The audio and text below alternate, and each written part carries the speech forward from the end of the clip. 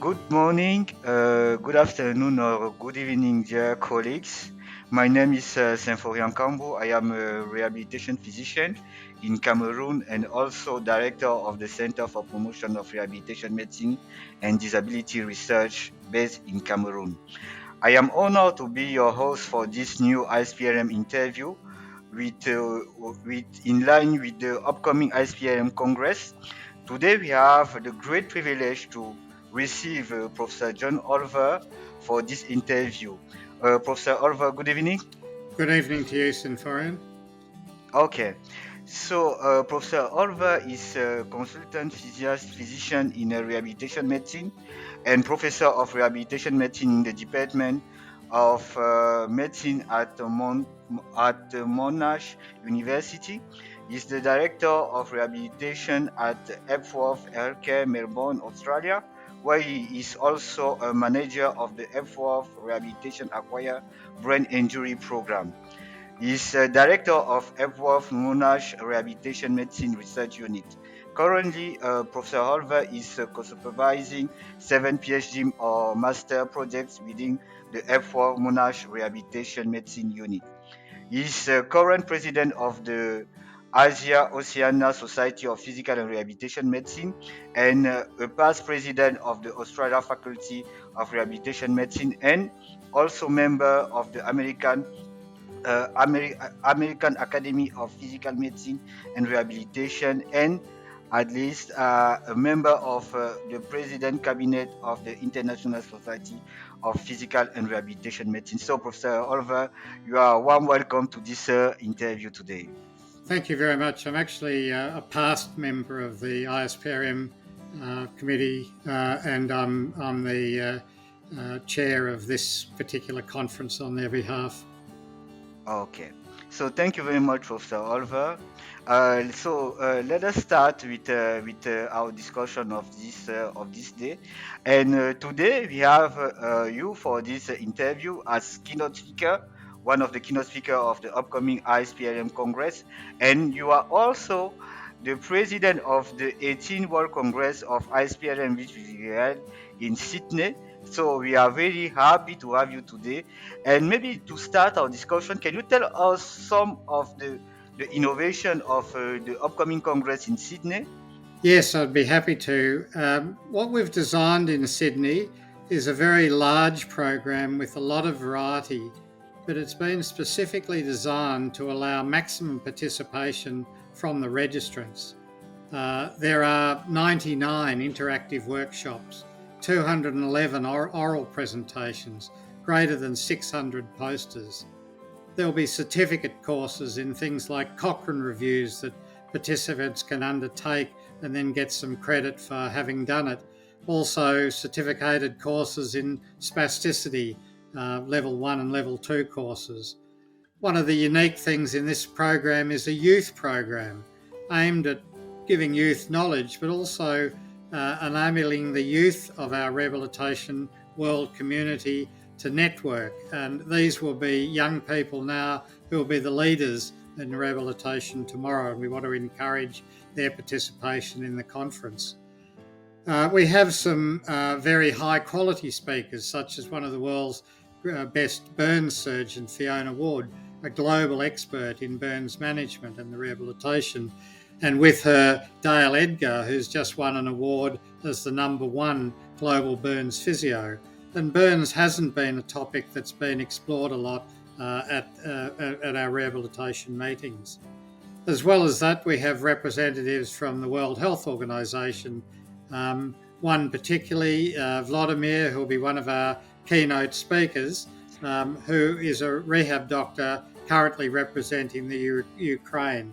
And through a number of our conferences, we've had sessions based on disaster relief, whether man-made or natural, and this will be of great value to the program to look at how rehabilitation has coped in the Ukraine. So there are just a few examples, but it's a very diverse and a very large program that we're inviting people to in June of this year. Okay, so that's a really rich and really interesting program, and I guess that all of our colleagues will be very happy to also attend this congress in Sydney, which is coming in few months already. So, Professor Olver, can you tell us one or two things about your main fields of interest? I know that you are really interested in traumatic brain injury and also maybe spasticity. Can you just tell us about your fields of interest and your passion for physical rehabilitation medicine? Yeah, well, sure. For the last 40 years, I guess, I've been involved in neurological rehab and, in particular, the management of people with traumatic brain injury of a moderate to severe degree. But over the last few years, my main focus has been at the mild end and the development of a multidiscipline rehabilitation team to deal with people who have persistent post concussion symptoms. And this is what I'll be focusing on in the keynote lecture. So we'll concentrate on our first 1,000 patients that we've had setting up the unit in 2016. Some of the trials we've gone through in developing our team and our program and looking at some of their outcomes. We're also looking at ongoing controversies in rehabilitation. I mean, when do you return people after concussion to low level or high level sporting activities? Can we predict at an early stage those that are likely to get persisting symptoms? Um, what are genuine persisting concussion symptoms and what could be functional neurological disorder, and what is the interaction between those two? We also will look at briefly at chronic traumatic encephalopathy. What actually is it? And again, can we predict that? And we'll also be exploring various models that have been set up for the rehabilitation intervention in people with persisting symptoms and how those models have progressed over the years. So, in the keynote lecture and in the workshop we have on concussion, we're hoping that those who want to develop an interest in concussion will get some of the tools and probably some learnings from what we've learned over the last 7 years of running a workshop and starting from scratch. That's the main thing I'll be focusing on in my keynote lecture. In terms of spasticity, we're actually running a level 1 and level 2 workshop. Now, this is a workshop that we run in Australia for our trainees, and it gives them a base level qualification so that we can tell the health authorities these people are competent, particularly in the use of botulinum toxin, but more broadly in the management of spasticity. And I'll be involved in the level 2 workshop, which looks at decision making. How do we decide which muscles to inject? How do we decide what our possible functional outcomes can be? And these workshops we've run in Australia fairly successfully for several years now, so it'll be the first time we'll have been opening them to an international audience. And again, you get some certification to say that you've been participating and you have a basic knowledge level, and there's a little bit of assessment at the end of the workshop. Okay, so that's really interesting. The two topics about the first about TBI and also the second about spasticity. They are really two interesting topics or two challenging topics for PRM physicians across the world. And I think that is something that is really interesting. And we need to learn more and to update our knowledge about all those topics. And do you have two, two, two key points about your keynote lecture that could interest people to join this lecture and to learn more about TBI? Well, I think when you set up a new program for concussion or mild TBI, we started off with three or two therapists and a doctor. So a rehab doctor, we started off with a psychologist, and we started off with a physio who had some expertise in both treating neck and vestibular function. We now have 7 therapists as part of our core team. So we've added exercise physiologists, we've added speech pathologists, we've added occupational therapists, we've added dietitians. So in presenting the workshop and how it's developed, we'll be able to help people who are starting from scratch or maybe are working in one to look at, sometimes the mistakes, but the pathway we've taken that might shorten their own, area. The other thing is the controversies. When do you return to work? When do you return to sport? There's not clear answers to those, but I'm hoping that during the workshop and we'll mention it again in the keynote lecture, that we'll be able to bring some opinions to those topics, even though we don't have a lot of evidence to help us with at this stage. And the latest World Consensus Statement was good, but it didn't find exact evidence that could tell a sporting team, someone should stay out for X days or X weeks after suffering concussion. So there's a concussion is a new, I think, vista for rehabilitation, and we're still on a steep learning curve. And by presenting both the keynote and the workshop, we hope to bring people along with us and hopefully get some good ideas that will enrich our program as well. So that's really interesting, and I think so relevant topic for us. And you mentioned something really crucial about the multidisciplinary team. When you want to in the management of concussion and brain injury, how the team that we need to put in place to give the best outcome to our patient. And this raises one another question.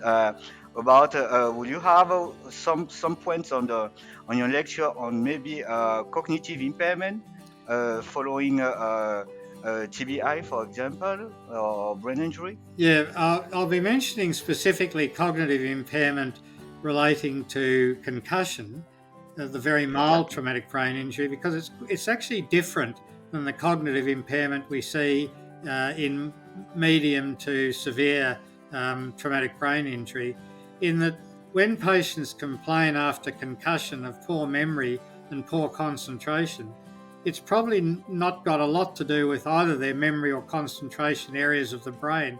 It's usually due to a combination of a lot of other symptoms: their fatigue, their anxiety, their depression, their headache, their dizziness, and all of this creates problems with memory and concentration rather than being primary brain damage. So Exactly. we sort of will present the argument that concussion is a software problem of the brain, and more severe, moderate to severe traumatic injury could probably be more described as a hardware problem of the brain. So that's really interesting, and I'm sure that many colleagues will be also interested to attend this keynote lecture. That's really relevant for our clinical practice. So that's really important, Professor. Thank you for sharing these key points about your keynote lecture. And I think that maybe to conclude the discussion, can you tell to our colleagues why they should not miss ISPRN 2024 Congress in the beautiful city of Sydney in Australia? Yeah, well, thank you for that question. As president of the conference, it's a good question to answer. So, first of all, perhaps I'll start at the other end. The social program will highlight the culture of Australia and the beauty of Sydney. But the actual program itself, when we look at it, after the worldwide COVID pandemic, which made some changes to rehabilitation, and we lost contact with some of our international colleagues due to lockdowns and closures and border closures and things like this. So now presenting a large meeting in Sydney, which is a politically stable environment in a beautiful city, one of the things that I'm hoping people will come to the conference for is to re-establish networks with people they'd lost contact with, as well as establishing new networks. And the other thing that we hope the program will entice people to come is its sheer size and the different numbers of topics that are available. So I don't think anyone will be able to go away from the program without finding something from their position of interest and something that they can learn from and contribute to in the way that we try and encourage participation during all of particularly the workshop sessions. Okay, so thank you very much, Professor Olber, for all this information, for sharing key insights of your lecture. We are very grateful to you for attending this discussion, and invite all our colleagues to join the upcoming ICPM Congress 2024 in Sydney in June, and we hope to see you all in Sydney in Australia. So thank you very much, Professor Olver, for attending this discussion. It was a pleasure. Thank you, Sinforian. You're a good interviewer. Okay, you are welcome, Professor Olver. So good evening to you, and stay safe, and see you soon in Sydney. Bye bye. Bye bye. See you in Sydney.